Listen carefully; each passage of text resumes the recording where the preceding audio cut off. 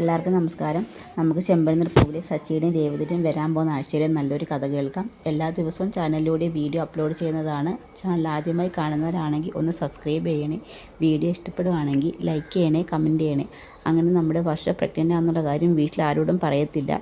Medical സ്റ്റോറിൽ നിന്ന് ടാബ്ലറ്റൊക്കെ മേടിച്ച് കഴിക്കാൻ ശ്രമിക്കുമ്പോൾ ഡോക്ടർ പ്രിസ്ക്രിപ്ഷൻ ഇല്ലാതെ മെഡിക്കൽ സ്റ്റോറിൽ നിന്ന് മെഡിസിൻ കൊടുക്കത്തില്ല. അതിനുശേഷം വീട്ടിൽ വരുന്ന വർഷ രേവതി എടുത്ത് പറഞ്ഞിട്ട് പപ്പായ കൊണ്ട് ജ്യൂസൊക്കെ ഉണ്ടാക്കി കുടിക്കുന്നുണ്ട്. പക്ഷേ അത് വർഷയ്ക്ക് കിട്ടത്തില്ല. അത് ജ്യൂസ് എടുത്ത് ചന്ദ്രമതി കുടിക്കുന്നുണ്ട്. ആ സമയത്ത് വർഷ ചന്ദ്രയോട് ദേഷ്യപ്പെടുന്നുണ്ട്. നിങ്ങൾ എന്തിനാ മോഷ്ടിച്ച് കുടിച്ചെന്നൊക്കെ ചോദിക്കുന്നുണ്ട്. അതിനുശേഷം ഒച്ചത്തിൽ പാട്ടൊക്കെ വെച്ച് ശരീരം നല്ലോണം അനക്കി ഡാൻസ് ചെയ്യുന്നുണ്ട്. നോർമലി ബ്ലീഡിങ് ആയി അബോർഷനായി പോട്ടെന്ന് കരുതിയാണ് വർഷ അങ്ങനെ ചെയ്യുന്നത്. മെഡിസിനെ കഴിക്കാനും വർഷയ്ക്ക് പേടിയുണ്ട്. മെഡിക്കൽ സ്റ്റോറിൽ പറഞ്ഞ കണക്ക് ചിലപ്പോൾ ഒരുപക്ഷെ ഇൻറ്റേർണൽ ബ്ലീഡിങ് ഉണ്ടാവാം, അതുപോലെ ഇൻഫെക്ഷൻ വരാൻ, മരണം വരെ സംഭവിക്കുന്ന പറഞ്ഞുകൊണ്ട് വർഷ അതിന് വലുതായിട്ട് ശ്രമിക്കത്തില്ല. അത് കഴിഞ്ഞിട്ട് രേവതി പൂ കൊടുക്കാനായിട്ട് ആ ഡോക്ടർ വീട്ടിൽ ചെല്ലുന്ന സമയത്ത് അവർ പറയുന്നുണ്ട് വർഷ പ്രഗ്നൻ്റ് ആണെന്നുള്ള കാര്യം. അയ്യോ, എന്നിട്ട് ഞങ്ങളാരും അറിഞ്ഞില്ലല്ലോ, അത് വർഷ ശ്രീകാന്തിനോടും പറഞ്ഞില്ല. എനിക്കൊരു സർപ്രൈസ് ശ്രീകാന്തിന് കൊടുക്കാനായിരിക്കുമെന്ന് ഞാൻ കരുതിയത്. അന്ന് ഞാൻ രണ്ടുപേരെയും കൂടി വിളിച്ച് സന്തോഷ വാർത്ത പറയണമെന്ന് കരുതിയതാണ്. പക്ഷെ വർഷയാണ് പറഞ്ഞത് ഞാൻ പറഞ്ഞോളാമെന്ന്. ഓ, എന്നാൽ അങ്ങനെ ആയിരിക്കും, ശരി, സന്തോഷമുള്ളൊരു വാർത്തയില്ലേ എന്ന് ഡോക്ടർ പറയുന്നുണ്ട്. അത് കഴിഞ്ഞ് സച്ചിയെ വിളിച്ച് പറയുന്നുണ്ട്. എന്നിട്ട് അവളെന്താ നമ്മുടെ ഈ കാര്യം പറയുന്നത്, നമുക്കെല്ലാവർക്കും ഒരു സർപ്രൈസ് തരാമെന്ന് അവൾ വിചാരിച്ച് കാണും. അങ്ങനെ വീട്ടിൽ വന്ന് നമ്മുടെ രേവതി ഈ കാര്യം എല്ലാവരോടും പറയുകയാണ്. എല്ലാവർക്കും ഭയങ്കര സന്തോഷമാവുകയാണ്. മൂടി വന്ന് ശ്രീകാന്തിന് രവീന്ദ്രനെ കെട്ടിപ്പിടിക്കുന്നുണ്ട്. സച്ചിൻ രേവതിയൊക്കെ വന്ന് ഒരുപാട് കൺഗ്രാജുലേഷൻസൊക്കെ പറയുന്നുണ്ട്. ആ സമയത്താണ് നമ്മുടെ വർഷ അങ്ങോട്ട് വരുന്നത്. എല്ലാവരും ലൈറ്റൊക്കെ കാണിച്ചിട്ട് ഇങ്ങനെ ഇരിക്കുകയാണ് വർഷ വരാൻ വേണ്ടി. അങ്ങനെ എല്ലാവരും അറിയുന്നുണ്ട് വർഷ പ്രഗ്നൻ്റ് ആണെന്നുള്ള കാര്യം. ആ സമയത്ത് വർഷ ഭയങ്കരമായിട്ട് റേസ് ആവുന്നുണ്ട്.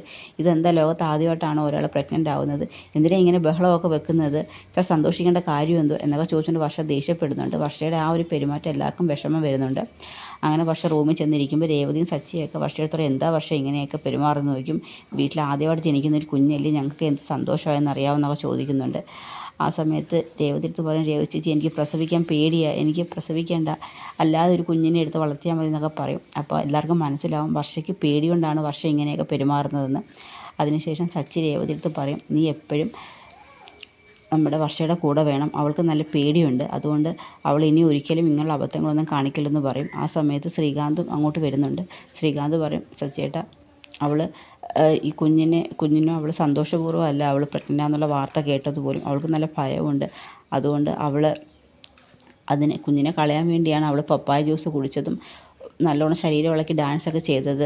എനിക്ക് നല്ല പേടിയുണ്ട് സച്ചിയേട്ടാന്ന് പറയും. നീ പേടിക്കേണ്ട, അവളുടെ ഭയം നമുക്ക് മാറ്റിയെടുക്കാം, എപ്പോഴും രേവതി അവളുടെ കൂടെ കാണും, അതുകൊണ്ട് തന്നെ അവൾ ഒരു അബദ്ധവും കാണിക്കത്തില്ല, നീ പേടിക്കാതിരിക്കുന്നൊക്കെ പറയും. അങ്ങനെ സച്ചി ശ്രീകാന്തിനെ ആശ്വസിപ്പിക്കുന്നുണ്ട്. അതിനുശേഷം വർഷ എവിടെ പോയാലും രേവതിയുടെ കണ്ണ് വർഷയുടെ പുറമേ കാണും. വർഷ എന്തെങ്കിലും അബദ്ധങ്ങളും മണ്ടത്തരങ്ങളൊക്കെ ചെയ്യുമെന്ന് കരുതി അങ്ങനെ രാത്രി കിടന്നുറങ്ങുമ്പോൾ പോലും രേവതി വർഷയെടുത്താണ് കിടന്നുറങ്ങുന്നത്. അങ്ങനെ രേവതിയാണ് വർഷയ്ക്ക് കൂട്ടായിട്ട് ഒരമ്മയുടെ സ്ഥാനത്ത് ഇരിക്കുന്നത്.